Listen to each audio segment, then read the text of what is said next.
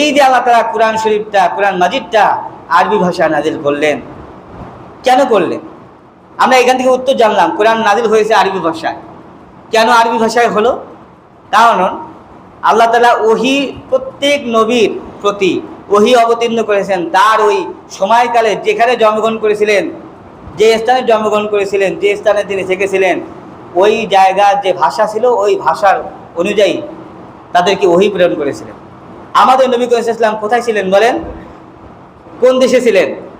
Saudi আরবে না? Saudi আরবে। জন্মগ্রহণ করেছেন কোথায়? কোথায়?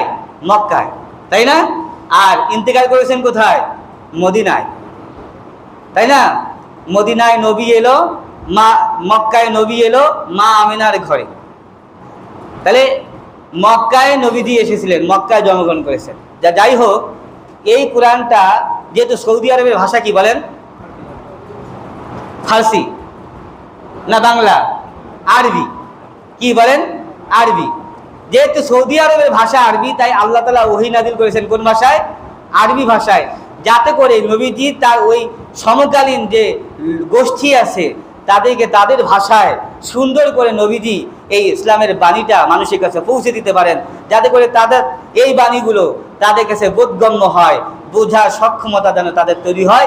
আল্লাহ তাআলা এই জন্য আরবি ভাষায় কোরআনটা নাযিল করেছেন, বলেন সুবহানাল্লাহ। আমি একটু ভেবে দেখলাম যে আল্লাহ তাআলা বলেছেন ওয়ালাকাদ ইয়াসসারনাল কুরআনা লিযিকরি, আল্লাহ বলেছেন আমি এই কোরআনকে খুব সহজ করে পাঠিয়েছি, বলেন সুবহানাল্লাহ। অনেক সহজ করে দিয়েছি। তা আমি চিন্তা করলাম যে আল্লাহ তাআলা সহজ করে বললেন, অবশ্যই এখানে কিছু তাৎপর্য আছে। তাই খুঁজে দেখলাম সম্মানিত সুধী, সেটি হলো যে এই কোরআনটা যদি আরবি ভাষায় নাজিল না হয়ে কোনো ইংরেজি বা উর্দু ভাষায় অথবা ফার্সি ভাষায় নাজিল হতো, তাহলে আজকে আমরা যেই হাফেজ দেখতে পাচ্ছি এই হাফেজদের দেখতে পারতাম। এই কোরআনটাকে আল্লাহ তাআলা এত সহজ করে দিয়েছেন যে শত শত কোটি কোটি লক্ষ লক্ষ হাফেজ তৈরি হয়ে গিয়েছে এই কোরআন পড়ে, বলেন সুবহানাল্লাহ।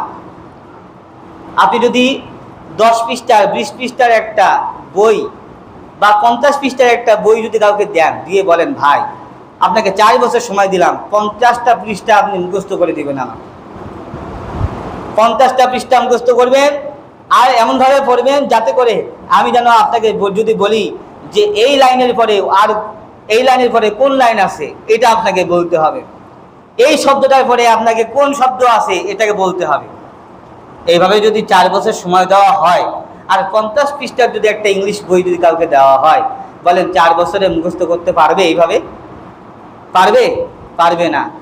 4 বছর কেন, আরও যদি তার সারা জীবন চেষ্টা করে তারপরে সে 50 পৃষ্ঠার ইংলিশ বইটা মুখস্থ করতে পারবে না যে এই লাইনের পর কোন লাইন আছে, এই শব্দের পরে কোন শব্দ আছে। কিন্তু আপনি একটা হাফেজ সাহেবকে জিজ্ঞেস করেন, আপনি দেখে দিয়ে বলেন হুজুর আপনি বলেন তো এই আয়াতের পরে আর কোন আয়াত আছে, আপনাকে চট করে কোনো খোঁজাখুঁজিও রাখবে না, চট করে উত্তর দিয়ে দেবে যে এই অমুক আয়াত আছে, বলেন সুবহানাল্লাহ। যদি বলেন হুজুর এই শব্দটার পরে কোন শব্দ আছে, আপনাকে চট করে উত্তর দিয়ে দিবে যে এই শব্দটার পরে ওই শব্দ আছে। হুজুর এই সূরার পরে কোন সূরা আছে, উনি বলবেন যে এই সূরার পরে ওই সূরা আছে। উত্তর দিতে বেশি সময় লাগবে না। আমাদের তো কম্পিউটারে সার্চ দিতে হয়, তাতে সার্চও দিতে হয় না, আল্লাহ অটোমেটিক্যালি সেটা সেভ করে দিয়েছেন, বলেন সুবহানাল্লাহ। একটা হাফেজ কেউ 49 দিনে, কেউ 1 মাসে, কেউ 3 মাসে, কেউ আপনার 18 মাসে, কেউ 3 বছরে, 4 বছরে হাফেজ হয়। আল্লাহ তাআলা কোরআনটাকে ভিতরে এমনভাবে সেভ করে দিয়েছেন যে কোনো সময় সে যে কোনো সূরা থেকে তেলাওয়াত করতে পারে, সুবহানাল্লাহ। এত বড় একটা কোরআন, অথচ তার মনের ভিতরে একদম গেঁথে নেওয়া আছে, আল্লাহ তাআলা সেভ করে দিয়েছেন। কিন্তু এটা যদি অন্য ভাষা হতো কখনো পারতো? কেউ পারবে না।